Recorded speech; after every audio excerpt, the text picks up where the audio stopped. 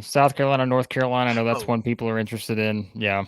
yeah. I have made a play on South Carolina. It's not a huge play, but I just love how Spencer Rattler was playing late in the year, and Like, obviously North Carolina has got a great quarterback in Drake Maye as well. But they got some bad news the other day with the transfer from the MAC, Watkins, saw that. who, Yeah. yeah, now Mac Brown implied they were still appealing it, so maybe it's not official.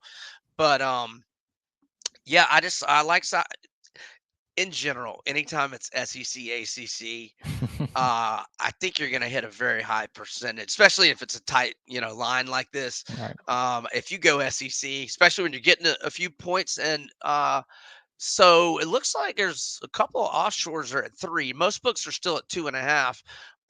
If your book's 2.5, I would probably recommend maybe buying that half point to the key number of 3 just in case. But this is going to be a good game. And I'm not saying it's like one of my favorite bets of week 1, but I have played South Carolina, and I did buy the half point to the key number of 3. North Carolina, they lose Josh Downs. They lose the wide receiver to Antoine Green, I believe, and now this Watkins kid, maybe not it in there. So Drake May is not going to have nearly the weapons, and I still have a lot of questions about North Carolina's defense. So all those reasons, and just the way that Juice Wells and Rattler, their chemistry late last year. And they had so much momentum last year. That's why I was, disappointed for them that Yeah. Marshawn Lloyd left, Jordan Birch goes to Oregon, Bell goes to FSU.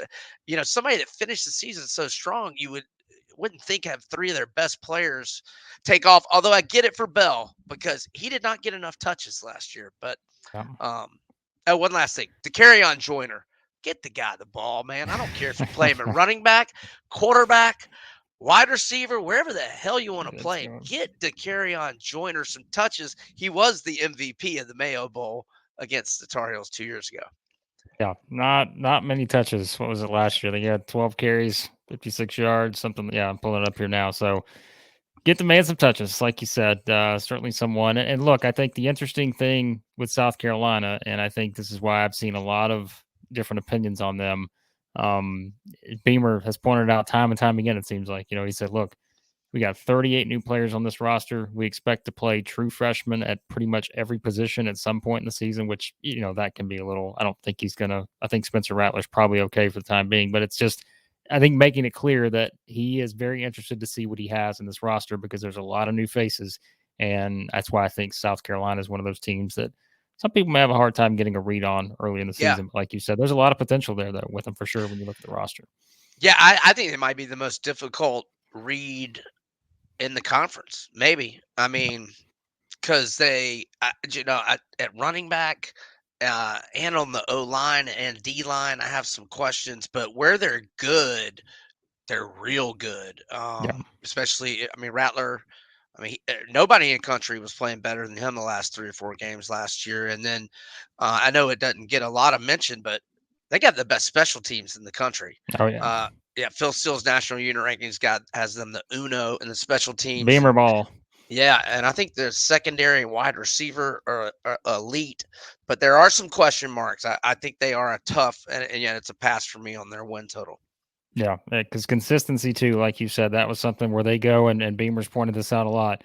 They go from playing like they played at Florida to then playing like they played against Tennessee last year, and just the miles of difference in between those two performances, and of course to beat Tennessee and Clemson, but still had those games like Florida, Missouri, those kind of ones on the schedule too. So, yeah, hard to maybe get a read on South Carolina with a lot of new players.